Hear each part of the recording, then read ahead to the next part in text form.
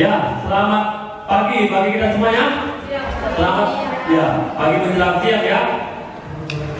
Menjua-jua. Horas mahira sile. Ya, kita boleh bersyukur kembali karena kita boleh berkumpul lagi ya untuk belajar firman Tuhan. Nah, sebelum hari Minggu ini, sebelum tampil di mimbar ini, saya sudah bergumul kepada Tuhan. Berhari-hari ya, bahkan berminggu saya bergumul kepada Tuhan. Tuhan, apa yang harus saya bagikan untuk minggu keempat? Karena saya lah yang akan membagikan firman Tuhan. Apa yang Tuhan mau supaya saya sampaikan? Saya terus mendoakannya kepada Tuhan. Dan ya, kalau kita melihat di kertas itu, saya sudah menemukan jawabannya ya. Seminggu yang lalu saya sudah memang menemukannya, bahwasanya inilah yang ada di hati saya supaya saya menyampaikannya kepada jemaat. Di situ ada beberapa ayat yang akan kita baca ya.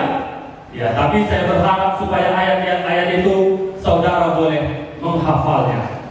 Karena sejauh mana firman Tuhan yang saudara ketahui, maka sejauh itu pula lah Tuhan akan berbicara kepada kita. Tuhan tidak akan berbicara kepada kita dari Mazmur 127 ayat 5 misalnya. Karena kita nggak tahu firman Tuhan itu. Tapi kalau kita tahu ayat itu, Tuhan akan berbicara kepada kita. Jadi kalau saudara menghafal firman Tuhan, maka saudara mengizinkan Tuhan sebanyak mungkin untuk berbicara kepada saudara. Ya. Di situ temanya apa? Aku akan meminta pertanggungan jawab atas nyawanya daripada kamu ya. Baik, sebelum kita memulai mendengarkan firman Tuhan, saya ingin Bapak Ibu, saudara-saudara yang kasih Tuhan, angkat dulu Alkitabnya. Ayo angkat dulu, tunjukkan dulu Alkitabnya. Iya. Baik, terima kasih ya. Kalau bisa jangan bawa HP kalau ke gereja ya, tapi harus membawa Alkitab. Apalagi kalau saudara naik angkot misalnya, mau ke gereja, tunjukkanlah Alkitab saudara kepada penumpang yang ada di angkot itu. Jangan letakkan di dalam tas. Tunjukkan bahwa saudara adalah orang Kristen. Saudara harus bangga menjadi seorang Kristen. Jangan di tas itu ya, tapi tunjukkanlah bahwasanya saudara orang Kristen dan beribadah kepada Tuhan. Baik. Bulan 2 yang lalu saya lagi chatting-chattingan dengan seorang teman. Dia mengatakan bahwasanya kerohanian dia lagi gak beres katanya. Bang, aku merasa kerohanian ini gak beres ini katanya. Kenapa kamu mengatakan seperti itu? Karena aku tidak lagi menangis untuk orang-orang yang belum bertobat katanya. Dia tidak lagi menangis untuk orang-orang yang belum diselamatkan. Wah, mantap juga kawan saya ini. Dia memiliki kepekaan rohani. Pernahkah saudara menangis untuk orang-orang yang belum diselamatkan? Ya, saya pernah ya. Bukan berarti setiap kali jumpa dengan orang yang belum bertobat lalu menangis gitu. Bukan ya. Tapi saya juga pernah menangis ketika saya pergi ke gereja. Dalam perjalanan saya melihat orang-orang di sepanjang jalan. Tiba-tiba saya menangis dengan begitu mencucurkan banyak air mata. Saya menangis melihat mereka. Tuhan, inilah orang-orang, mereka akan lambat laun menjurus kepada kebinasaan itu. Saya juga melihat seorang ibu-ibu yang jalan kakinya kalau bahasa kamunya pengkar katanya, pincang. Saya menangis melihat mama-mama itu ketika saya lagi naik kereta api. Kasihan kali lah mama-mama itu. Kalau di dunia pun dia tidak mengenal Tuhan, tapi nanti di sana pun dia akan binasa. Ketika saya melihat orang-orang di sepanjang jalan, saya hanya bisa berdoa, Tuhan, kiranya turunlah anugerah Tuhan kepada orang-orang itu yang tadi. Baik, hari ini kita akan belajar firman Tuhan. Mari kita membuka terlebih dahulu 1 Tawarik. Hari ini kita akan membaca banyak ayat ini. 1 Tawarik pasal yang ke-16. Mari kita buka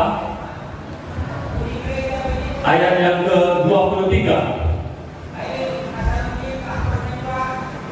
Sudah dapat semuanya?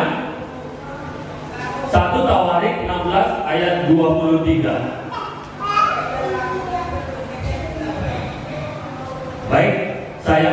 baca ya. Belum dapat apa? 1 Tawarik 16 perjanjian lama itu ayat yang ke-23. Demikian firman Tuhan, bernyanyilah bagi Tuhan, hai segenap bumi, kabarkanlah keselamatan yang daripadanya dari hari ke hari. Ceritakanlah kemuliaannya di antara bangsa-bangsa dan perbuatan-perbuatannya yang ajaib di antara segala suku bangsa. Apa tadi firman Tuhan? Mari kita sama-sama baca ayat 23. 1, 2, 3 ayat. Bernyanyilah bagi Tuhan, hai segenap bumi, kabarkanlah keselamatan yang daripadanya dari hari ke hari. Ya, firman Tuhan mengajak kita supaya apa? Bernyanyilah bagi Tuhan. Bernyanyilah bagi Tuhan. Itu makanya saya tahun lalu mengajak beberapa pemuda untuk menyanyikan lagu-lagu rohani, kemudian menguploadnya ke YouTube. Karena firman Tuhan mengatakan, bernyanyilah bagi Tuhan. Bukan hanya itu saja, apa yang kabarkanlah keselamatan yang daripadanya dari hari ke hari. Kabarkanlah keselamatan yang daripada Tuhan dari hari ke hari. Ini adalah pesan kepada orang yang sudah bertobat. Kepada orang yang belum bertobat, ini belum ya. Tapi kepada orang yang sudah mengaku bertobat, dia harus mengabarkan keselamatan yang daripada Tuhan dari hari ke hari. Itu maka kalau orang yang sudah bertobat itu pasti bisa bertobat, pasti bisa menceritakan firman Tuhan. Kalau orang bertobat nggak bisa komputer, nggak bisa bahasa Inggris, itu wajar, karena itu memang perlu dipelajari. Tapi kalau orang bertobat, dia pasti bisa membagikan firman Tuhan, pasti dia bisa menceritakan firman Tuhan, karena ada roh Allah di dalam hatinya. Ya, kalau berapa lama dia nanti cuma 10 menit itu perlu latihan ya. Tapi yang paling penting orang bertobat itu apa? Dia pasti bisa menceritakan firman Tuhan. Ayat 17 mengatakan, demikianlah tiap-tiap manusia kepunyaan Allah diperlengkapi untuk setiap perbuatan baik. Jadi setiap orang yang sudah mengaku bertobat, ada perbuatan baik yang Tuhan siapkan. Salah satu perbuatan baik itu yang paling utama adalah supaya memberitakan firman Tuhan kepada orang lain. Firman Tuhan mengatakan ketika Yesus Kristus naik ke surga di dalam Matius 28 ayat 19, karena itu pergilah, jadikanlah semua bangsa menjadi muridku. Di dalam Markus 16 ayat 15, pergilah beritakanlah Injil kepada segala makhluk. Jadi kalau tugas kita sebagai orang yang sudah mengaku bertobat, sudah mengaku lahir baru, kita harus memberitakan firman Tuhan. Kabarkanlah keselamatan yang daripadanya dari hari ke hari. Apakah cuma hari sekali satu minggu saja? Firman Tuhan mengatakan apa? Dari hari ke hari. Ini berarti apa? Setiap hari. Kabarkanlah firman Tuhan setiap hari. Dari hari ke hari. Bukan setelah 1 hari, 3 hari lagi bagikan. Tidak. Dari hari ke hari. Ada seorang hamba Tuhan dari Amerika, namanya D.L. Moody ya. Dia adalah seorang hamba Tuhan yang sangat luar biasa sebelum Billy Graham ada. Dan setiap hari dia membagikan firman Tuhan kepada orang-orang lain. Suatu hari, suatu malam ketika dia mau tidur, dia diingatkan, oh, aku mau tidur. Hari ini aku belum ada membagikan firman Tuhan kepada orang lain. Lalu dia pergi keluar. Diceritakannya Injil kepada orang yang dia jumpai. Kemana kau mau mati? Yesus Kristus sudah mengasihi kau. Lalu dia kembali ke rumahnya dan tidur. Dia membagikan firman Tuhan setiap hari. Firman Tuhan mengatakan apa? Kabarkanlah keselamatan yang daripadanya dari hari ke hari. Kalau kita, adakah kabarkan? Adakah dalam satu minggu ini kita membagikan firman Tuhan kepada orang lain? Saya dalam satu minggu ini saya bersyukur ada orang-orang yang bisa saya beritakan firman Tuhan. Dan juga saya meletakkan traktat-traktat di tempat-tempat yang menyolong supaya traktat itu bisa didapat orang. Dan doa saya, Tuhan, supaya lewat siapapun nanti yang mendapatkan traktat ini, ketika dia membaca ini, Tuhan berbicara. Karena kalau kita tidak memberitakan firman Tuhan, maka kita akan tidak bertumbuh. Saya betul-betul menyadari hal ini. Kalau orang tidak memberitakan Injil, maka imannya nggak akan tumbuh itu. Sekalipun mungkin dia pergi ke gereja, berdoa, nggak cukup hanya doa ini, baca kitab suci, doa tiap hari, nggak cukup itu. Saudara harus memberitakan firman Tuhan. Kalau tidak memberitakan firman Tuhan, saudara tidak bertumbuh. Maka saudara akan mengalami kekeringan, kering rohani. Saya juga pernah mengalami kering rohani. Kenapa kering rohani? Karena tidak memberitakan firman Tuhan. Ke gereja, melayani, tapi itu hanya sekedar rutinitas karena sudah menjadi jadwal. Tapi di hati ini kering. Firman Tuhan mengatakan ayat 24, ceritakanlah kemuliaannya di antara bangsa-bangsa dan perbuatan-perbuatannya yang ajaib di antara segala suku bangsa. Kita jangan dulu ke suku-suku bangsa ya, ke tetangga kita, ke teman-teman rekan-rekan kerja kita, kawan-kawan di kelas kita misalnya. Ceritakanlah firman Tuhan. Ya di situ saya menuliskan ya. Apa di situ? Kita dipanggil untuk di kertas yang apa itu? Coba dulu lihat apa? Boring. Kita dipanggil untuk memberitakan Injil ya. Di situ ada Filipi 1 ya. Kita lihat dulu sejenak Filipi 1 ayat yang ke-14. Filipi 1 ayat yang ke-14. Sudah lihat ya? Mari sama-sama kita membaca. Di layar juga ada 1, 2, 3 ya. Dan kebanyakan saudara dalam Tuhan telah beroleh kepercayaan karena pemenjaraanku, untuk bertambah berani berkata-kata tentang firman Allah dengan tidak takut. Yang saya suka dari kalimat ini adalah bertambah berani berkata-kata tentang firman Allah dan jangan takut. Kalau kita bagaimana? Beranikah kita memberitakan firman Tuhan kepada orang lain? Apakah kita takut? Ada beberapa hal yang membuat orang kenapa takut memberitakan firman Tuhan. Yang pertama, karena hidupnya pun tidak beres.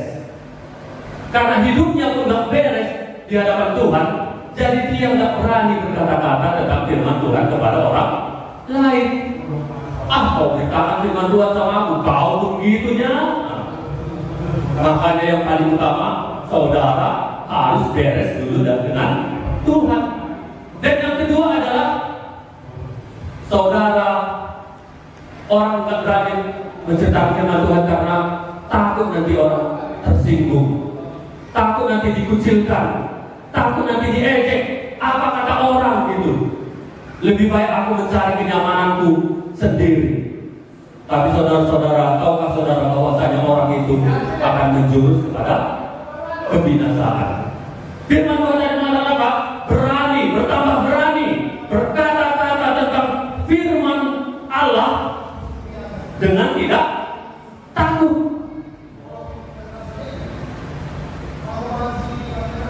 Saya dulu waktu SMA ada kawan terbaik saya, sahabat, gitulah. Kami kalau ke sekolah, pergi ke sekolah sama, istirahat di sekolah juga sama, pulang sekolah juga sama. Kami les lagi ke BJ, les bahasa Inggris, sama lagi. Pulang dari les Disitulah kami pisahnya karena beda tempat tinggal. Saya mengasihi kawan saya itu. Saya berani berkata-kata tentang firman Tuhan. Bertambah apa tadi? Berani berkata-kata tentang firman Allah dengan tidak takut. Saya tidak takut. Dia sahabat saya. Bagaimana dengan kita? Apakah kita berani menceritakan firman Tuhan kepada orang lain? Apakah kita takut memberitakan firman Tuhan kepada orang lain? Kalau saudara takut, berarti saudara tidak memiliki kasih yang sempurna. Dalam 1 Yohanes 4 ayat 18 mengatakan, barang siapa takut, ia tidak sempurna di dalam kasih. Sebab ketakutan mengandung hukuman. Kalaupun kita mengatakan, aku mengasihi dia, tapi kalau kita tidak memberitakan firman Tuhan, tapi kalau kita takut memberitakan firman Tuhan kepada orang itu, sebetulnya kasih kita adalah kasih yang palsu. Di dalam kasih tidak ada ketakutan.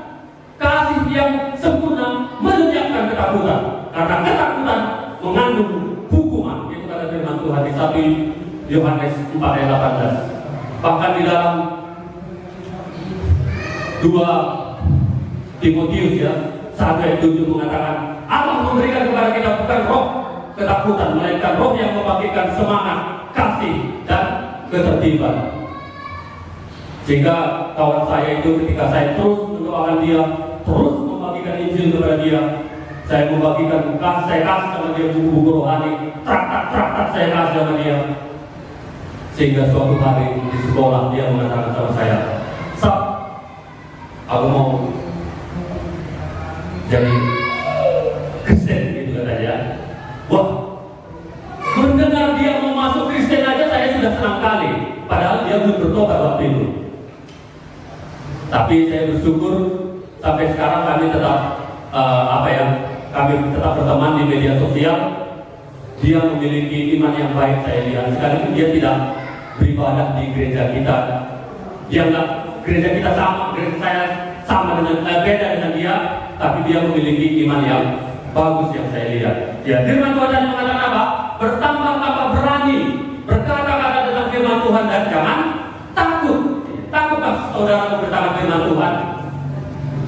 Kalau takut, doakan kepada Tuhan. Tuhan, saya masih takut memberitakan firman Tuhan kepada orang itu.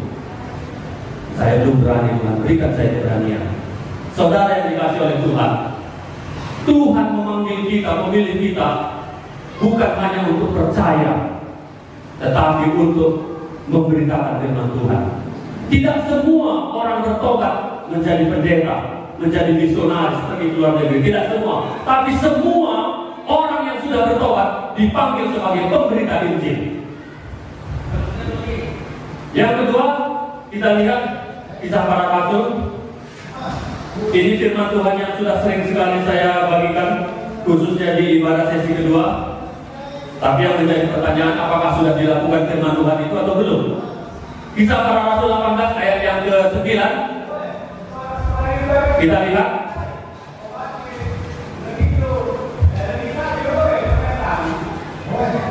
Sudah dapat ya? Kita lihat saja di layar. Kita baca sama-sama 1, 2, 3 ayat. Pada suatu malam berfirmanlah Tuhan kepada Paulus di dalam suatu penglihatan, jangan takut, teruslah memberitakan firman dan jangan diam. Ya, ini judulnya apa? Judulnya yaitu Paulus di Korintus.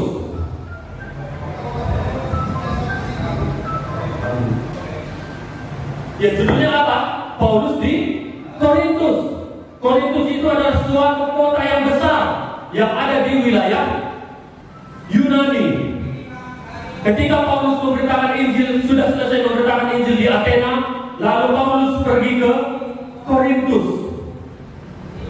Dan di sana dia tinggal di Korintus selama 1,5 tahun. Apa kata Tuhan tadi ayat yang 9? Pada suatu malam berfirmanlah Tuhan kepada Paulus di dalam suatu penglihatan. Apa katanya? Jangan takut. Mungkinkah Paulus pada waktu itu sedang takut? Bisa saja. Mari kita lihat ayat yang ke-6, ayat yang ke-6 ya. Di atasnya itu, tetapi ketika orang-orang itu memusuhi dia, memusuhi Paulus dan menghujat, ia mengepaskan debu dari pakaiannya dan berkata kepada mereka, biarlah darahmu tertumpah ke atas kepalamu sendiri. Di sini dikatakan bahwa ada orang yang memusuhi Paulus, bahkan menghujat Paulus, sehingga bisa saja Paulus menjadi takut ketika memberitakan Injil. Sehebat apapun hamba Tuhan, pasti ada suatu saat rasa takut. Ya. Kita juga pernah yang takut ya. Tapi firman Tuhan mengatakan apa? Jangan takut. Teruslah memberitakan firman. Teruslah memberitakan firman. Selanjutnya apa? Dan jangan diam. Kalau saudara diam, berarti saudara mengizinkan orang berduyun-duyun menuju ke kebinasaan. Kalau saudara diam, tidak memberitakan Injil, berarti saudara mengizinkan dosa bertambah makmur dalam hidup seseorang. Kalau saudara diam, berarti saudara mengizinkan kejahatan semakin bertambah. Firman Tuhan mengatakan, jangan diam. Buka mulut ini, ceritakan firman Tuhan itu kepada orang lain. Biasanya kalau orang yang diam, biasanya ya, kalau bayi baru lahir, diam terus sampai 1 bulan, diam terus. Menurut kalian sehat gak bayi ini? Menurut saudara, sehat atau tidak? Pasti ada yang aneh, ada sesuatu yang pasti sakit bayi itu, ya kan? Harusnya dia ada kalanya menangis, merengek. Demikian juga dengan kalau orang yang diam, itu kemungkinan besar dia kerohaniannya lagi tidak bagus. Mungkin dia lagi kekeringan, hubungannya dengan Tuhan tidak bagus. Mungkin ada dosa di sana yang dia lakukan dan tidak selesaikan di hadapan Tuhan. Firman Tuhan berkata kepada kita hari ini, jangan diam, tapi apa?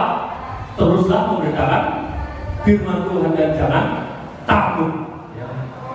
Ya, kita lihat lagi 2 Timotius pasal 1. Kita dipanggil untuk memberitakan Injil. 2 Timotius pasal yang 1. Ayat yang ke-8 ya. Sudah dapat? Baik, sama-sama kita membacanya 1, 2, 3 ayat. Jangan kita dan janganlah malu karena aku seorang hukuman karena dia, melainkan ikutlah menderita bagi Injilnya oleh kekuatan Allah. Ya, firman Tuhan mengatakan janganlah malu bersaksi tentang Tuhan kita. Jangan malu ceritakan Injil kepada orang lain. Jangan malu ceritakan firman Tuhan kepada orang lain. Saya pernah malu menceritakan firman Tuhan, khususnya di media sosial. Kenapa? Nanti apa dibilang orang kalau aku membagikan firman Tuhan? Apa nanti kata family-familiku yang bukan Kristen, ditengoknya nanti status firman Tuhan terus. Apa nanti kata rekan-rekan guru, kawan mengajar, bahwa firman Tuhan terus kalau dibagikan firman Tuhan. Apa nanti kata murid-murid? Saya pernah malu, tidak merdeka. Tapi saya sudah mengakui itu kepada Tuhan. Saya sudah minta maaf kepada Tuhan. Tuhan, aku minta maaf karena aku pernah malu mengakui Tuhan di media sosial. Tapi saya bersyukur selama corona ini sudah 1 tahun lebih, saya sudah lebih sering membuat di media-media sosial status-status firman Tuhan. Firman Tuhan mengatakan apa? Jangan malu bersaksi tentang Tuhan kita. Sebagaimana saya dulu juga ketika saya masih SMA, saya tidak malu menceritakan kawan Injil kepada kawan saya yang ke neraka itu, sahabat terbaik. Saudara mau sahabat terbaiknya ke neraka? Mau berani sahabat terbaiknya ke neraka? Ada sahabat terbaik itu? Belum bertobat? Nah itu ceritakan itu dengan Tuhan ya. Ya, itu adalah kita dipanggil untuk memberitakan Injil. Jangan malu, karena firman Tuhan mengatakan, barang siapa malu mengakui aku di depan Bapakku, aku akan malu juga mengakui dia di hadapan Bapakku. Jangan malu. Baik, yang kedua, poin yang kedua di situ saya menulis, mengapa kita harus memberitakan Injil? Mengapa kita harus memberitakan Injil? Mari kita lihat sejenak dari 1 Petrus pasal yang kedua. 1 Petrus pasal yang kedua ayat yang ke-9.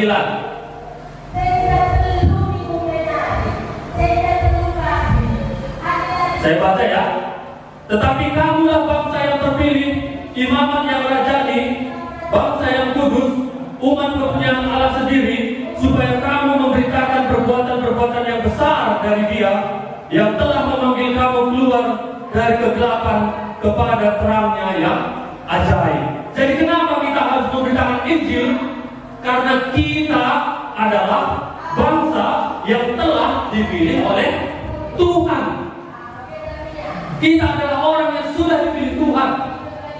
Makanya itulah kenapa kita harus memberitakan Injil. Saya hari Rabu yang semalam, Rabu yang lalu, saya pergi ke Binjai karena saya mau les menyetir mobil ya.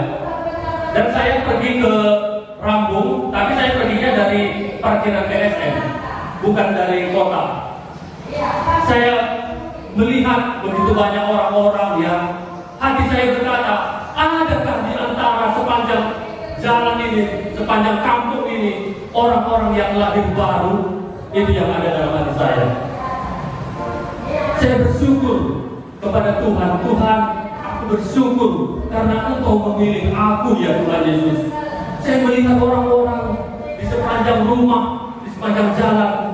Adakah di antara mereka yang sudah diselamatkan? Saya bersyukur kepada Tuhan karena Engkau memilih aku ya Tuhan gitu. Saudara adalah orang yang dipilih oleh Tuhan. Kalau saudara sudah bertobat, siapakah rupanya kita? Makanya hati Tuhan terpikat kepada kita sehingga Dia memilih kita. Tidak ada istimewanya. Tapi Tuhan mengatakan, kamulah bangsa yang terpilih. Tuhan memilih kita supaya kita menjadi tangan perpanjangan Tuhan, supaya kita memberitakan Injil kepada orang lain. Itu yang tujuan Tuhan, supaya kita memberitakan Injil kepada orang lain. Kalau di antara saudara belum mulai memberitakan Injil, beritakanlah Injil kepada orang lain. Ini kalau orang yang sudah bertobat ya. Kalau saudara tidak memberitakan Injil, saudara tidak akan bertumbuh. Saya dulu pernah mengejek gitulah Bapak John di hati ya. Bapak John ini apa ini? Selalu memberitakan Injil di Facebook gitu. Saya dulu pernah juga kayak mengejek gitulah. Lah, tentang firman Tuhan di Facebook, nggak ada nanti orang bertobat itu adalah saya. Tapi setelah saya melakukannya juga, memberitakan Injil di media-media sosial, kalau ada ayat-ayat firman Tuhan yang menjadi ayat hafalan saya bagikan, saya mengalami pertumbuhan rohani. Kalau kita tidak memberitakan Injil, rohani kita kering.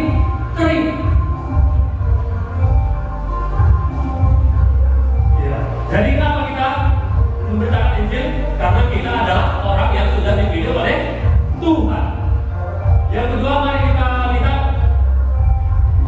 Kita lompat saja ke Amsal yang ke-24.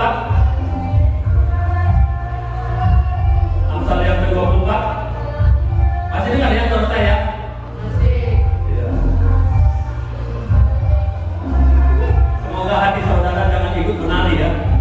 Kalau yang orang yang dari sana masih mungkin menari hatinya. Ya, kalau saya dah dulu juga.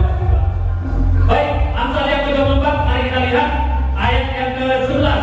Kenapa kita harus memberitakan Injil? Saya baca ya, bebaskan mereka yang diangkut untuk dibunuh, selamatkan orang yang terhuyung-huyung menuju tempat pemancingan. Bebaskan mereka yang diangkut untuk dibunuh. Selamatkan orang yang berhuyung-huyung menuju kepada tempat pemancingan. Ini ibaratnya neraka ini. Selamatkan mereka, bebaskan mereka, orang-orang yang berderet-deret menuju kepada kebinasaan itu. Kalau kamu belum bertobat, kalau saudara belum bertobat, saudara adalah orang yang diangkut untuk dibunuh, dipancung di neraka. Kalau saudara belum bertobat, itu maka datanglah kepada Tuhan sebelum kematian itu menjemput kita. Datanglah kepada Tuhan Yesus. Firman Tuhan mengatakan, bebaskan mereka. Siapakah mereka itu? Famili kita, keluarga kita, rekan kerja kita, teman-teman di sekolah, di kampus. Mereka ini yang akan diangkut untuk dibunuh dan dipancung di neraka. Kalau saudara belum bertobat, mari kita lihat lagi 2 Tesalonika.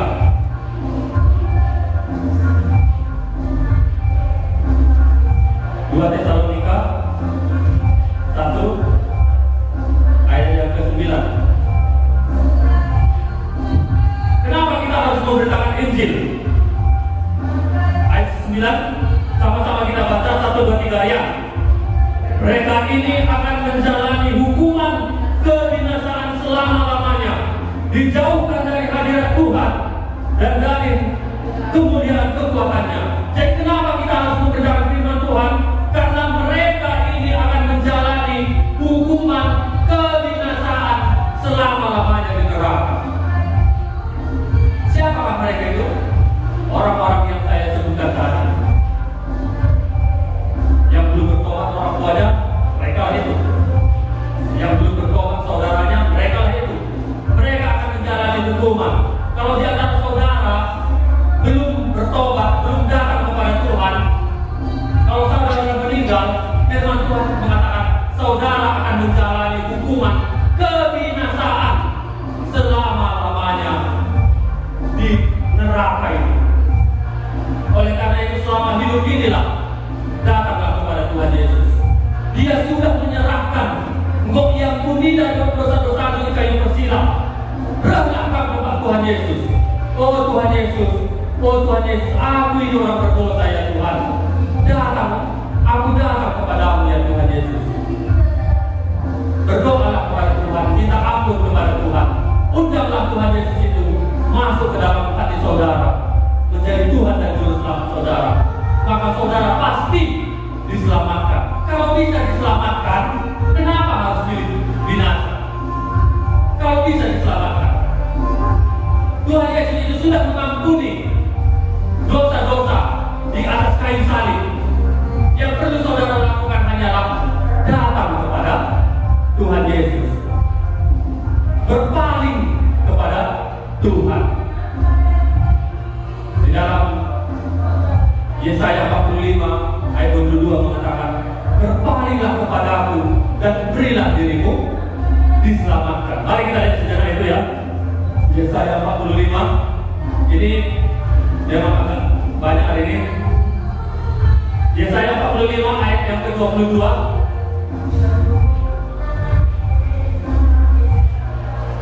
Sudah kita dapat? Iya, saya baca, berpalinglah kepadaku dan biarkanlah dirimu diselamatkan, hai ujung-ujung bumi, sebab akulah Allah dan tidak ada yang lain. Berpalinglah kepada Tuhan. Bagi saudara yang belum datang kepada Tuhan, belum bertobat, datanglah kepada Tuhan. Berpalinglah kepadaku, kata Tuhan. Seperti apa rupanya berpaling? Berpaling itu sama seperti orang yang sudah bertahun-tahun mengikatkan kudanya di bar. Dia pergi ke bar bertahun-tahun, naik kuda, terus kudanya diikatkan di luar ya. Suatu hari dia mendengarkan KKR, lalu bertobat. Setelah itu dia pergi hari Minggu, dia mengikatkan kudanya di depan gereja. Dia tidak pernah lagi mengikatkan kudanya di bar. Lalu orang berkata, ngapain kau ikatkan kudamu di gereja? Bukankah sudah bertahun-tahun kau mengikatkan kudamu di bar ini? Dia mengatakan, memang dahulu dia mengikatkan kudanya di bar, tapi sekarang dia sudah mengikatkan kudanya di gereja. Itulah berpaling. Berpaling artinya datang kepada Tuhan. Kalau selama ini menoleh ke sana, berpaling menoleh ke sana. Kalau selama ini berpaling menoleh melihat dunia dan dosa, maka berpalinglah kepada Tuhan, datang kepada Tuhan. Kalau bisa diampuni, kenapa memilih tidak diampuni? Bahkan kalau kita melihat lagi di Yesaya 44 ya, Yesaya 44 di belakangnya ayat yang ke-22, apa katanya? Yesaya 44 ayat 22, aku telah menghapus segala dosa pemberontakanmu seperti kamu diterbangkan angin, dan segala dosamu seperti awan yang tertiup. Kembalilah kepadaku, sebab aku telah menebus engkau. Tuhan itu menghapus segala dosa pemberontakan seperti kamu diterbangkan angin, dan segala dosamu seperti awan yang tertiup. Sudah diampuni, dihapuskan oleh Tuhan. Hanya yang diminta Tuhan apa? Kembalilah kepadaku, sebab aku telah menebus engkau. Maukah saudara datang kepada Tuhan? Kepada saudara yang belum datang kepada Tuhan, atau mungkin saudara sudah pernah datang kepada Tuhan, tapi hidup rohanianya tidak bagus, saudara jatuh ke dalam dosa, saudara sudah jauh dari Tuhan. Firman Tuhan mengatakan apa? Kembalilah kepadaku, sebab aku telah menebus engkau. Datanglah kepada Tuhan, karena Dia sudah menebus kita. Dia mengampuni dosa-dosa kita. Bahkan di dalam ayat yang lain dikatakan, aku tidak mengingat-ingat dosa-dosamu. Saya punya keyakinan Tuhan sudah mengampuni dosa-dosa saya, karena firman Tuhan itu yang mengingatkan. Aku tidak lagi mengingat-ingat dosa-dosamu. Apakah saudara punya keyakinan bahwa dosa saudara sudah diampuni oleh Tuhan, bahkan tidak lagi diingat-ingat Tuhan? Itu adalah salah satu ayat yang meyakinkan saya bahwa dosa saya sudah diampuni oleh Tuhan, bahkan Tuhan tidak lagi mengingat-ingat. Baik, selanjutnya sedikit lagi ya. Yang terakhir poin yang saya ada di situ. Apa yang terjadi kalau kita tidak memberitakan Injil? Apa yang akan terjadi kalau kita tidak memberitakan Injil? Mari kita lihat 1 Korintus pasal yang ke-9. 1 Korintus pasal yang ke-9.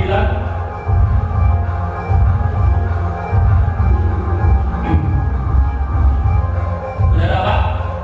Saya baca ya. Karena jika aku memberitakan Injil, aku tidak mempunyai alasan untuk memegahkan diri. Sebab itu adalah keharusan bagiku. Celakalah aku jika aku tidak memberitakan Injil. Apa yang terjadi kalau kita tidak memberitakan Injil? Celaka. Atau kalau bahasa lainnya, terkutuk orang yang tidak memberitakan Injil. Kenapa? Karena saudara sudah mengetahui jalan keselamatan, tapi saudara tidak membagikannya kepada orang lain. Itu adalah celakalah aku jika aku tidak memberitakan Injil. Memberitakan Injil itu adalah suatu keharusan. Kalau di dunia ini, apa yang menjadi keharusan yang kita lakukan setiap hari? Makan sehari-hari. Demikian juga saudara-saudara, memberitakan Injil itu adalah suatu keharusan. Kalau di Tawari tadi mengatakan beritakanlah dari hari ke hari. Jangan hanya memberitakan firman Tuhan lagi moodnya enak, lagi lagi senang diri beritakanlah Injil. Firman Tuhan mengatakan di 2 Timotius 4 ayat 2, beritakanlah Injil baik atau tidak baik. Saya bersyukur ya, saya bersyukur sekali kepada Tuhan dengan media-media sosial yang ada sekarang ini. Seperti ya, saya punya Facebook, Instagram, YouTube, WA ya. Saya bersyukur atas media-media sosial yang ada sekarang ini. Kenapa saya katakan demikian? Karena lewat media-media sosial ini sebagai tempat saya untuk membagikan Injil lewat media-media sosial kepada orang-orang lain. Ada ayat hafalan saya curahkan, limpahkan ke media sosial supaya orang bisa membacanya. Apakah saudara bersyukur dengan media-media sosial yang ada sekarang ini kepada Tuhan? Bersyukurkah? Kalau saya sangat bersyukur sekali ya. Karena lewat media sosial ini iman saya juga semakin bertumbuh. Saya bisa membagikan firman Tuhan.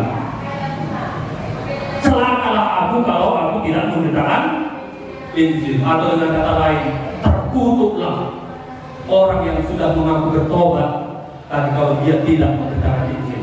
Karena itu, saudara-saudara, beritakanlah Injil itu kepada orang lain. Kalau saudara tidak beritakan Injil, saudara kering secara rohani. Mungkin masih melayani, mungkin masih MC, mungkin masih doa syafaat, tapi itu hanya rutinitas saja. Padahal rohaninya kering. Saudara pernah mengalami rohani kering? Pernah Rani? Mengalami rohani kering? Ya. Pernah ya? Saya dulu kalau rohani saya kering, kalian tahu apa yang saya lakukan? Saya pergi keluar gitu ya. Tidak ada istilahnya. Pergi ke Bulak misalnya. Pergi Bukit Lawang. Hah? Coba boleh ya. Kenapa hati ini kering? Karena kering, butuh dipuaskan. Cara memuaskannya gimana? Ya, pergi keluar mencari tempat hiburan. Karena kering. Kalau anak-anak remaja, kalau dia kering, cari pacar. Ya, anak-anak remaja BA, cari pacar. Ya. Padahal nikah belum siap ya, masih sekolah. Ya, firman Tuhan mengatakan, celakalah kalau saudara mengaku sudah bertobat tapi tidak mendengar firman Tuhan. Celaka kata firman Tuhan. Kita lihat 2 ayat lagi ya. Ya, kita apa ini? Yeremia 48. Yeremia 48 ayat yang ke-10. Firman Tuhan mengatakan, terkutuklah orang yang melaksanakan pekerjaan Tuhan dengan lalai. Terkutuklah orang yang melaksanakan pekerjaan Tuhan dengan lalai. Apakah pekerjaan Tuhan itu? Banyak. Salah satunya adalah memberitakan Injil. Kalau orang lalai memberitakan Injil, maka apa kata Tuhan? Terkutuklah. Saya tidak tahu gimana terkutuknya ini. Itu Tuhanlah itu. Tapi firman Tuhan mengatakan, kalau kita lalai memberitakan Injil, maka terkutuklah. Satu ayat lagi kita lihat. Yesaya 33. Yesaya 33 ayat yang ke-8. Sama-sama kita baca. 1, 2, 3 ayat. Kalau aku berfirman kepada orang jahat, hai orang jahat, engkau pasti mati, dan engkau tidak berkata apa-apa untuk memperingatkan orang jahat itu supaya bertobat dari hidupnya, orang jahat itu akan mati dalam kesalahannya, tetapi aku akan menuntut pertanggungan jawab atas nyawanya daripadamu. Jadi apa yang terjadi kalau kita tidak memberitakan Injil? Tuhan akan menuntut nyawa orang itu kepada kita. Kalau aku berfirman kepada orang jahat, hai orang jahat, engkau pasti mati. Orang jahat itu pasti mati. Orang baik mati juga, tapi mati di sini maksudnya orang jahat itu akan mati dalam dosanya dan dia akan mati di neraka. Dan engkau tidak berkata apa-apa untuk memperingatkan orang jahat itu, tidak memberitakan Injil kepada mereka supaya bertobat, dan hidupnya yang jahat itu akan mati dalam kesalahannya, tetapi aku akan menuntut pertanggungan jawab atas nyawanya daripada. Ini